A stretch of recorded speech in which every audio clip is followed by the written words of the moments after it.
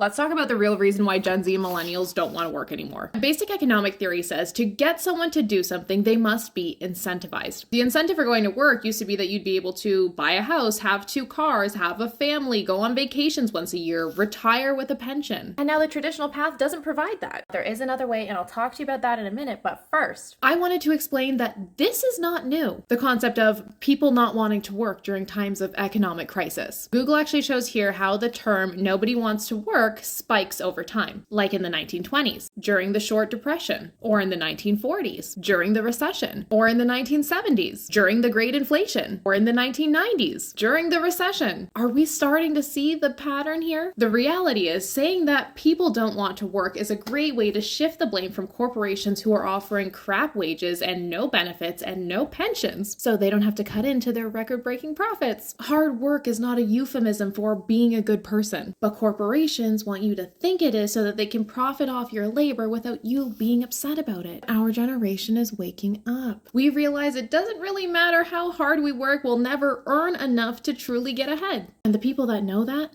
they're onto something. They just need to answer the question that statement begs. If you can't work harder to make more money, how can you make more? The answer is by following the patterns of the rich. The rich don't work hard to make money, they work smart. They invest their money into income-producing assets that pay them. The assets take their place. They no longer have to work because their assets work for them. That is what I did, and I now make 6 figures a year passively. I have escaped the matrix. I no longer have to work for money. If you want to learn more about this, check our link in bio.